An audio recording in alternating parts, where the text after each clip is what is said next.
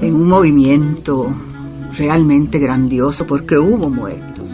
Las voces del pasado en el presente. Primer momento en que piso tierras de América Central. Esto es El Hilo de la Historia. Aquí, en el estadio de Génova, Juan Callazo, Costa Rica.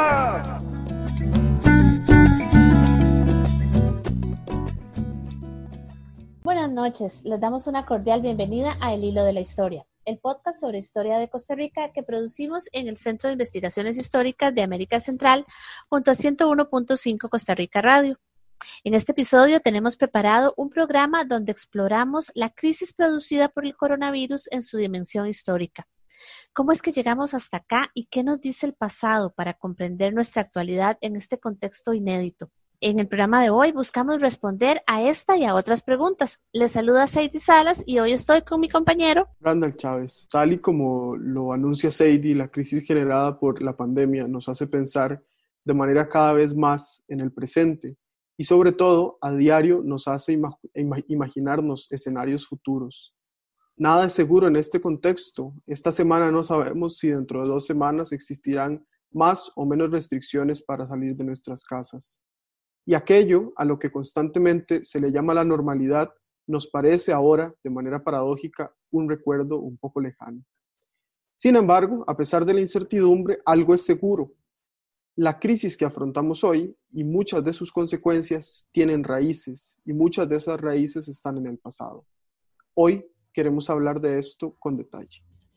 y para hacerlo hemos invitado al Hilo de la Historia al doctor David Díaz Arias, director del Centro de Investigaciones Históricas de América Central, quien recientemente publicó junto a Ronnie Viales Hurtado un artículo en la revista Geopolíticas de la Universidad Complutense de Madrid, que se titula Centroamérica, Neoliberalismo y COVID-19. Bienvenido, David. Muchas gracias, Seidy, muchas gracias, Randall, por la invitación y un saludo a los radioescuchas del Hilo de la Historia. Como todos y todas lo saben, David es un investigador con un abanico de temas bajo la manga y como lo habíamos escuchado en programas anteriores, actualmente está desarrollando un trabajo sobre la historia del neoliberalismo en Costa Rica. Esto lo ha llevado a otras fronteras, a pensar también en América Latina y en Centroamérica. Por lo que hoy quisiéramos relacionar ese tema con la crisis, que hablemos hoy sobre la crisis del pasado y cómo nos ayuda a comprender estas crisis del pasado, el impacto que la pandemia ha generado en nuestro país y específicamente en Centroamérica. Antes de empezar, sí queríamos contarles que la entrevista de hoy la realizaremos en 2 partes. En este episodio nos escucharán conversar sobre la crisis en América Latina y Centroamérica y la siguiente semana esperamos enfocar nuestra conversación con respecto a la crisis en nuestro país y sus raíces históricas. Además, después de 1 año y medio de producir El Hilo de la Historia, hoy estamos en la recta final de esta temporada, por la que en una segunda parte de esta entrevista conversaremos de este proyecto y sobre otras iniciativas que se impulsan desde el CIAC para seguir llevando hasta ustedes lo más reciente de las investigaciones históricas que se desarrollan en el CIAC y en la Universidad de Costa Rica. Pero bueno, empecemos ya con el tema de hoy y para ello, David, quisiéramos que nos contés, que hablemos sobre las raíces de esta crisis. ¿Cuál es el contexto social y político en el que nos encuentra el coronavirus en una región tan amplia como América Latina? Bueno, es digamos, muy particular decir que estamos en crisis en América Latina porque si revisamos la historia de este continente, estamos en crisis desde la independencia. La crisis es una condición normal para América Latina. De hecho, sería más fácil encontrar cuando los países de esta región no han estado en crisis. No me refiero solamente a crisis de tipo económica, sino también a otro tipo de crisis políticas, crisis armamentísticas, crisis de problemas limítrofes, crisis de enfrentamiento a potencias, crisis sociales que produjeron revoluciones en el siglo XIX y en el siglo XX, y crisis también de legitimidad. Esta última, la crisis de legitimidad, era la más cercana a la aparición de la pandemia de la COVID-19. Y estaba expresándose casi que sin un fin anunciado desde el 2018, aunque uno podría incluso lanzar más para atrás la fecha, en términos de movimientos muy heterogéneos, plurales, en los que participaban feministas, participaban estudiantes, participaban jóvenes, participaban viejos, músicos, digamos, los factores de producción de la ilegitimidad eran variados, pero apuntaban casi que a cosas parecidas. Entonces, es posible, digamos, que el primer golpe real haya ocurrido en Nicaragua en abril de 2018, cuando estalla la crisis que todavía persiste en Nicaragua con respecto a la legitimidad en el poder de Daniel Ortega y consecuentemente de su esposa Rosario Murillo, que fue una crisis que se enfrentó en la calle, en la que participaron en su mayoría jóvenes universitarios que fueron molidos a balas y palos durante meses, muchos de ellos secuestrados, encarcelados, y que motivó una nueva oleada de migrantes perseguidos políticamente en Nicaragua, que terminaron llegando a Costa Rica. Se habla de varios miles de estos migrantes de condición de persecución política, que han tratado de organizarse desde el principio y que han tratado de resistir lo que realmente uno podría llamar una dictadura sui generis en Nicaragua. Luego de eso sí, se ven una serie de movimientos por toda América Latina. En Puerto Rico, un movimiento amplio, muy heterogéneo, a unos meses de haber pasado por allí el huracán María y de haber desolado y destrozado la isla casi por completo, y algunas áreas quedaron desconectadas sin servicios durante meses. Una crisis de legitimidad del gobernador de Puerto Rico, que hizo, digamos, la crisis se representó en unos chistes machistas, misóginos, que hizo el gobernador con algunos de sus familiares y de sus cercanos políticos, consejeros políticos, que fue un audio que se filtró a la prensa y que levantó la ira de los puertorriqueños hasta un punto en que el gobernador tuvo que renunciar.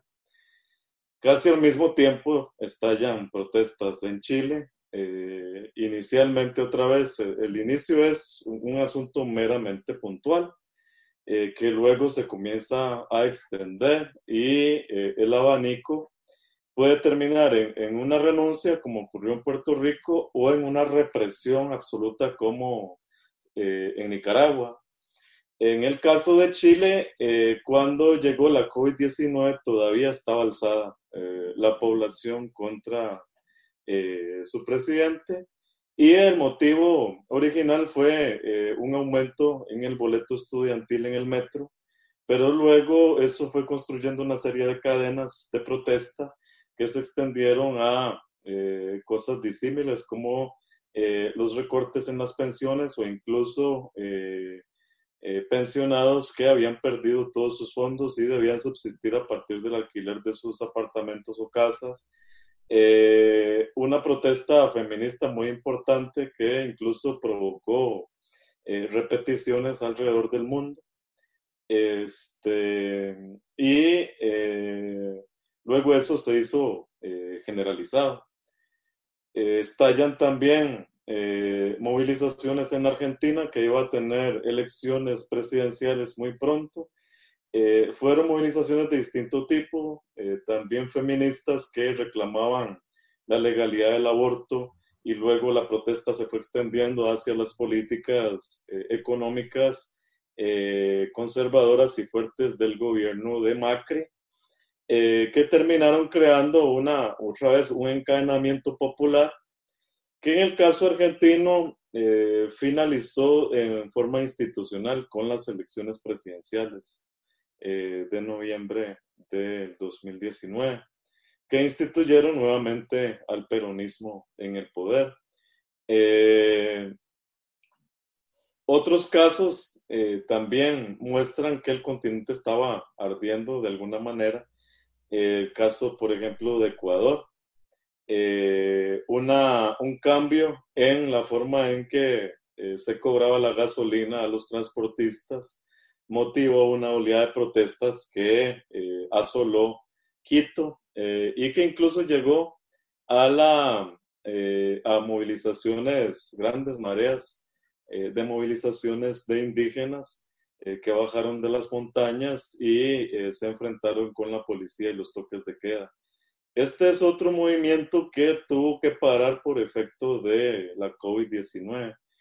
El caso colombiano también, estaban prácticamente alzados a finales de 2019, principios de 2020, en protestas contra las políticas neoliberales, aunque ahora algunos aseguran que el neoliberalismo no existe, contra las políticas neoliberales aplicadas en Colombia.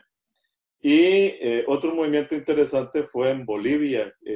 Luego de las elecciones, la oposición se negó a aceptar el resultado de una nueva presidencia de Evo Morales y planeó un golpe de Estado que se llevó a cabo e inmediatamente hubo movilizaciones populares. Evo Morales abandonó el país, pero las protestas siguieron. Y otra vez tuvieron que parar por la COVID-19. En Brasil estaba ocurriendo exactamente lo mismo contra el gobierno Bolsonaro. Incluso se hablaba de un golpe de estado técnico militar contra Bolsonaro. En realidad no contra Bolsonaro, sino contra la versión civil del poder de Bolsonaro. Aún de forma que, digamos, los líderes civiles cambiaban por líderes militares. Eso llevó a protestas que también tenían contenidos culturalistas, que se ve también en las otras protestas. Las más visibles son las feministas, que tienen una protesta más firme, continuada y pública. A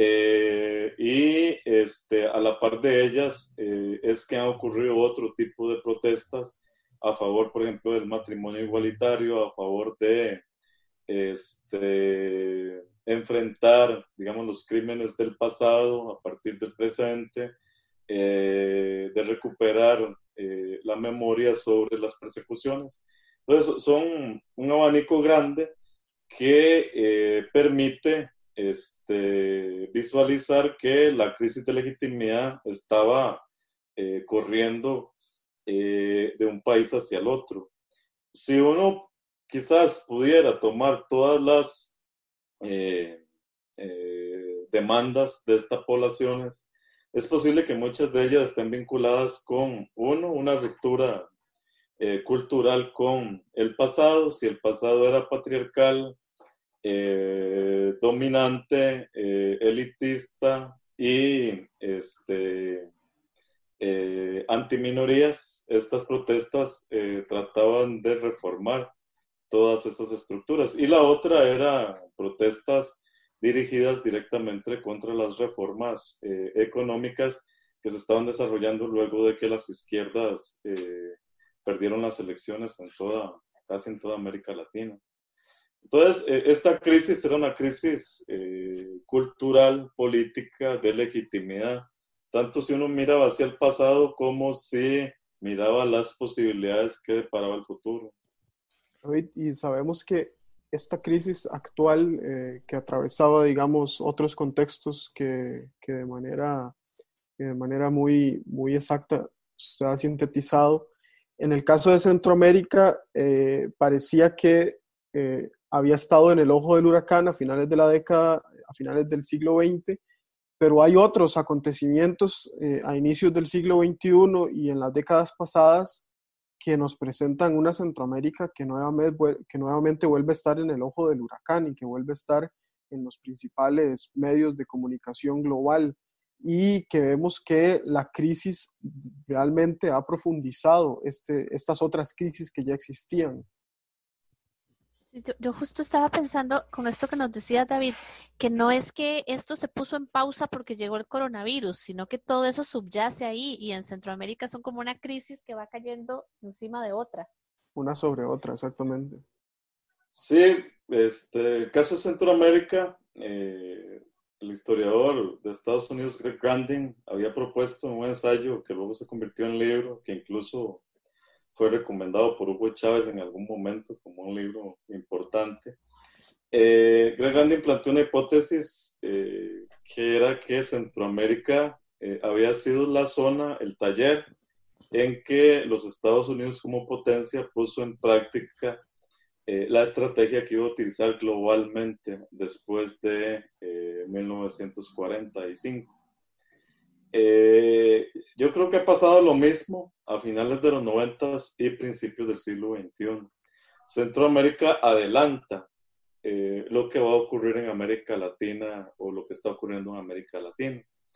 Entonces, de las promesas que se veían a mitad de las décadas del 90, cuando las dictaduras desaparecían en Centroamérica, se organizaban elecciones libres, se organizaban partidos políticos disímiles y plurales, la ciudadanía tenía la capacidad de confiar en los sistemas judiciales, etc.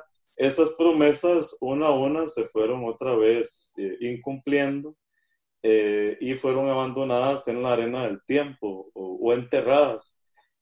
Ya para 2010, cuando se da el golpe de Estado en Honduras, ese golpe de Estado es una especie de adelanto de lo que iba a pasar en Sudamérica en los siguientes años, tanto en Paraguay como en Brasil, pero también la crisis de legitimidad en Argentina, con Cristina. Este tipo de cosas estaban adelantadas en el caso de Centroamérica, primero con lo que señalábamos del golpe de Estado en Honduras, que prácticamente colocó en el poder a una élite que no quiere salir de allí, que tiene el poder económico y el poder político, y que tiene un fuerte apoyo de parte de los Estados Unidos, convirtiendo a los que protestan, ya sean líderes indígenas o líderes ecologistas o líderes feministas o gente que incluso solamente habla de paz y de nuevas vías de contacto con la población civil, que sean perseguidos o metidos a la cárcel o desaparecidos o asesinados, como el caso de Berta Cáceres. Este tipo de comportamiento llevó a que Honduras volviera en algún sentido unos 100 años al pasado, cuando los varones del banano, como se les llamaba en aquel momento, dominaban la política y la economía hondureña con fuertes vínculos con empresas productoras de banano, especialmente la UFCO en los Estados Unidos. Es prácticamente el mismo escenario que está en Honduras. Y las persecuciones culturales, además, se llenaron de esta salsa que está por toda América Latina también desde hace unos 30, 40 años, que se llama neopentecostalismo y que es una reacción, una fuerte reacción neoconservadora a la revolución cultural de la que estábamos hablando al principio. Y además, digamos, esta renovación del uso de la religión en términos políticos permitió, en el caso de Honduras, como lo va a permitir también en Guatemala, o en el caso de Nicaragua, y también en el caso de Costa Rica, hay que decirlo, amalgar una población que es quizás la que ha sufrido más fuertemente por las políticas económicas aplicadas durante los últimos 40 años. Es una población empobrecida, es una población con muy pocas posibilidades de futuro. En el caso hondureño, guatemalteco, nicaragüense y salvadoreño, son poblaciones que apuestan por la migración hacia el norte para tratar de resolver los problemas financieros y económicos que tienen. Entonces, estas poblaciones migrantes son poblaciones muy conservadoras, que terminan agarrándose a lo único que tienen cerca para creer o pensar en el futuro, que en este caso es la religión. Y el discurso fundamentalista neopentecostal, en eso sí les brinda muchos instrumentos para sobrevivir, para darles esperanza y para creer que hay cosas mejores que esos políticos corruptos que los manejan, o que los estados que no les han sabido responder en términos de educación, salud, agua potable, vivienda digna, etc. Entonces, a falta de instrumentos sociales que sirvan para paliar la crisis, los instrumentos religiosos siguen siendo funcionales, igual que han sido desde que la humanidad se volvió humanidad. David, antes de que sigamos hablando sobre el caso centroamericano, vamos a una pausa y ya casi regresamos. El hilo se hilvana, se zurce, se enreda, se suelta y continúa, se teje y se hace trama. Vamos a una pausa y ya regresamos con El hilo de la historia.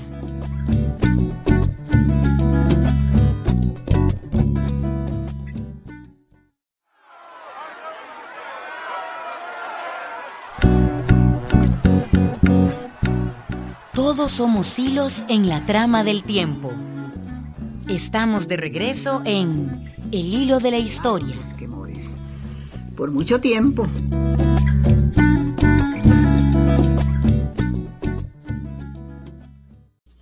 Estamos conversando con David Díaz, director del Centro de Investigaciones Históricas de América Central, hablando sobre las raíces históricas de la crisis actual en la que nos encontramos, marcada por la pandemia del coronavirus. Y estábamos conversando sobre todas esas múltiples dimensiones que están ahí en Centroamérica. Anteriormente, David, nos estabas hablando como sobre este panorama por el que atraviesa Centroamérica desde finales del siglo pasado y hasta la actualidad en términos de las problemáticas que aquejan más a las sociedades centroamericanas. En el artículo que han publicado, que mencionamos al inicio de este programa, ustedes conversan o exponen algunos de los indicadores más importantes con los que se puede entender la realidad centroamericana de finales del siglo XX hasta la actualidad. Tal vez si pudiéramos profundizar un poco en estos indicadores o estos datos que ayudan a comprender la realidad centroamericana con la que llega la pandemia. Sí, este trabajo que hicimos en conjunto, el doctor Ronnie Viales y yo, tenía por idea tratar de visualizar cómo estaban los índices económicos, sociales en Centroamérica hacia lo más cercano que se pudiera hacia la pandemia. Y ahí teníamos el instrumento tan importante que se llama Quinto Informe del Estado de la Región, que apareció en 2016, que fue un esfuerzo de análisis para dar información sobre el estado de la economía, la política y la sociedad centroamericanas. Si uno toma los datos de ese informe, estamos hablando de que Centroamérica podría estar entre 46 y 48 millones de habitantes en el presente, pero según ese informe, casi la mitad, un 41,4% de esa población, seguía viviendo en la zona rural con asociación de la zona rural con una serie de carencias que están vinculadas con la falta de agua potable y la falta de sistemas de salud públicos cercanos. El otro 58,6% estaba en condiciones urbanas, es decir, vivían en ciudades o en los anillos que se construyen sobre estas ciudades. Y, digamos, también se confirmaba que algunas de los peores escenarios que se habían dibujado a finales de la década de 1990 en el primer informe sobre el estado de la región estaban confirmándose. Uno interesante también, por ejemplo, es que la democracia no se había afirmado. Pese a tanto discurso sobre la democracia, la idea de que las elecciones permitirían el desarrollo de la democracia en Centroamérica, la mayoría de gente en los países más hacia el norte de Centroamérica pensaban que esos países estaban muy largos de ser democráticos. Y en algunos lugares incluso la lucha entre partidos políticos ya no se veía como lucha entre partidos heterogéneos y divergentes, sino más bien que un partido estaba monopolizando la lucha por el poder. Eso, por ejemplo, era clarísimo y es clarísimo en el caso hondureño, pero más todavía en el caso nicaragüense. Otros indicadores que también sugerían problemas era el asunto de que a pesar de que se había invertido en el desarrollo de la educación, todavía no era una cosa sistemáticamente extendida dentro de la región. Habían bajado las tasas de mortalidad infantil, había aumentado la asistencia escolar y había aumentado la esperanza de vida. Pero estos indicadores seguían siendo indicadores muy por debajo de la media que deberían tener países, entre comillas, modernizados. Ahí también se señalaba que un 47% de la población centroamericana vivía bajo la línea de pobreza. Es decir, casi la mitad de esta población, muy probablemente ahora con la crisis provocada por la COVID-19, es más de la mitad, está bajo la línea de pobreza. Es decir, gente que vive con menos de $1 al día.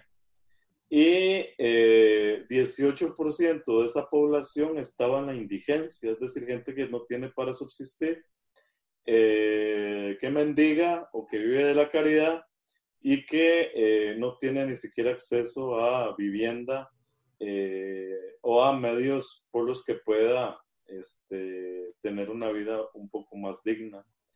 Se hablaba también de 4,2 millones de hogares fuera del mercado laboral y sin acceso a los servicios sociales básicos, como decíamos, el agua, la electricidad fundamentalmente, pero también el acceso a la salud.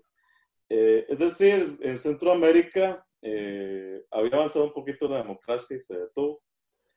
Y avanzaron algunos indicadores de paridad social, pero esos indicadores todavía no habían superado la línea que se pensaba superarían hacia 1998.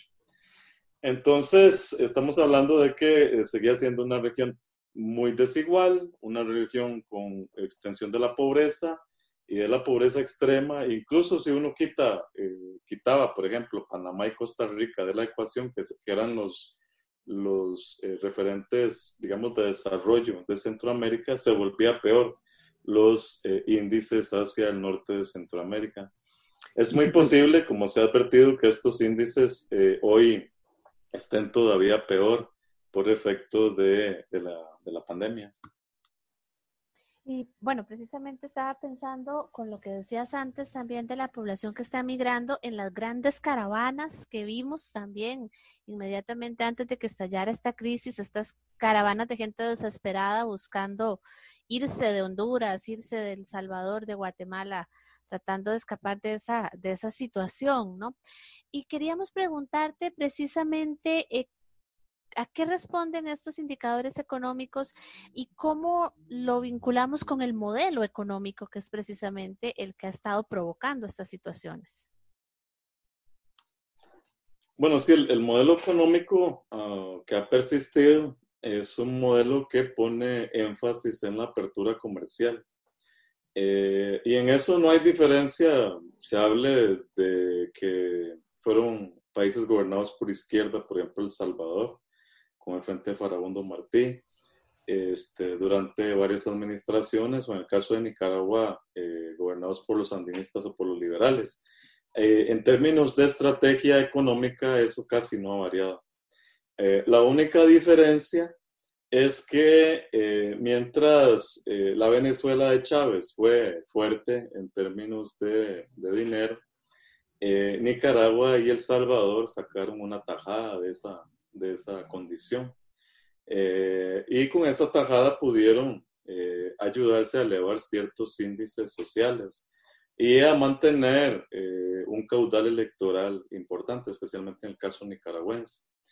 Pero el modelo es un modelo centrado en el mercado y un modelo centrado en el consumidor, que es el modelo que se estableció desde finales de la década del 70 a nivel global, impulsado por los gobiernos de Margaret Thatcher y de Ronald Reagan.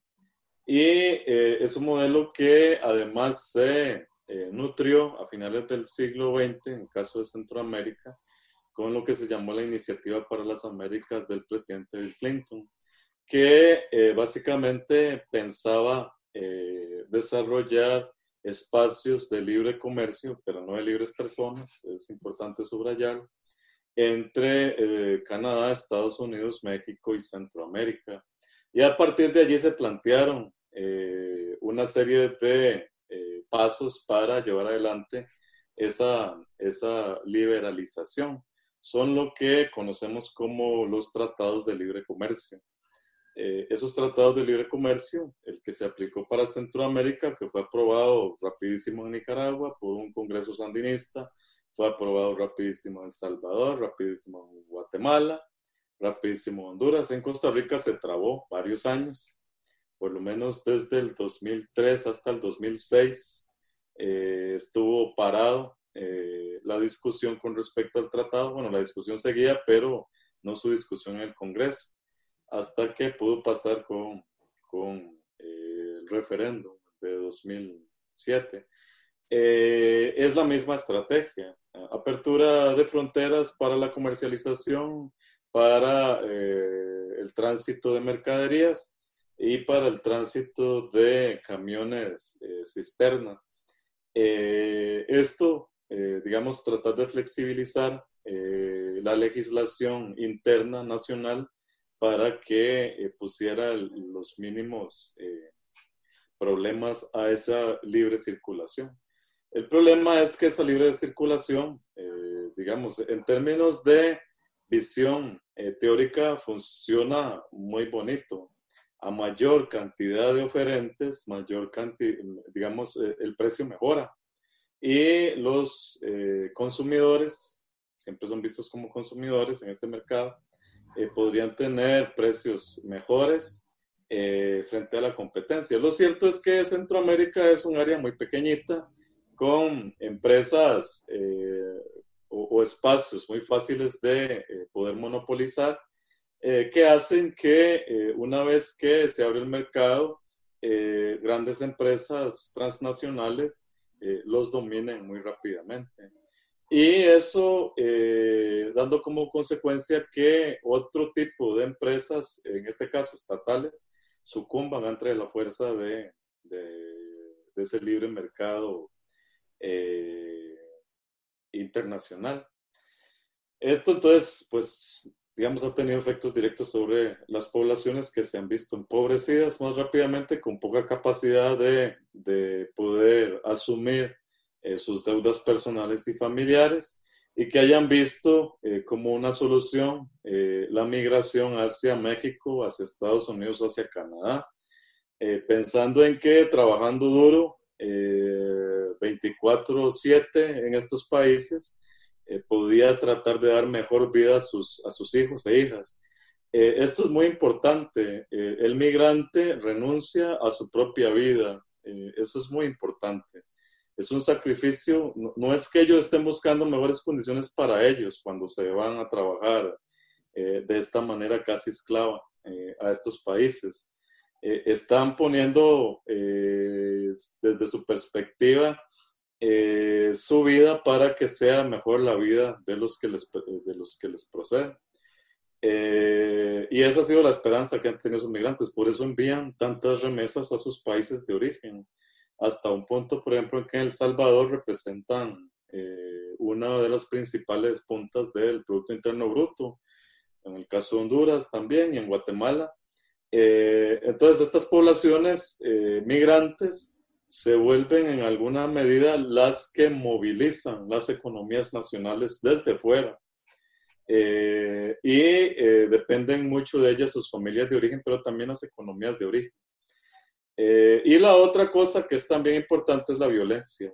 La violencia, Centroamérica es la región más violenta del mundo. Y esa condición la tenemos desde hace ya varios lustros. Y es una zona tremendamente violenta para niños, tremendamente violenta para mujeres y tremendamente violenta para adultos mayores. Y para periodistas y para defensores de derechos humanos. Sí, todos aquellos que denuncien esa violencia o que luchen contra la violencia, también contra el medio ambiente. Entonces sí, es una región que, en la que si uno quiere sobrevivir, tiene que escapar. Y parte de lo que le ocurre a los migrantes es esto, escapan para tratar de salvar su vida y la de sus hijos. Bueno, yo creo que pues hemos empezado a responder esa pregunta que nos hacíamos al inicio, ¿no? De todos los antecedentes en los que nos encuentra esta crisis provocada o exacerbada por la pandemia. Randall. Centroamérica, neoliberalismo y COVID-19 es un artículo de David Díaz Arias y de Ronnie Viales Hurtado que ustedes pueden descargar de Geopolíticas, revista de estudios sobre espacio y poder de la Universidad Complutense de Madrid, y que oportunamente compartiremos también en nuestras redes sociales. Muchísimas gracias, David, por acompañarnos en esta primera parte.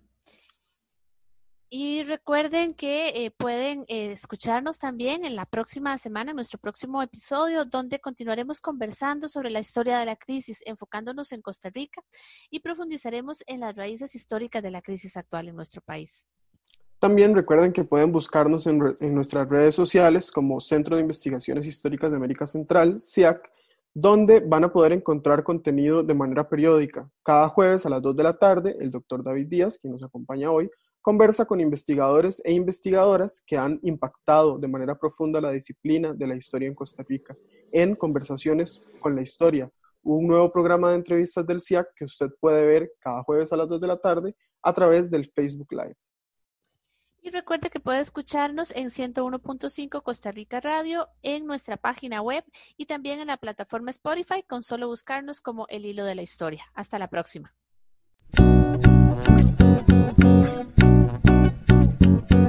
El Hilo de la Historia es una producción del Centro de Investigaciones Históricas de América Central y 101.5 Costa Rica Radio.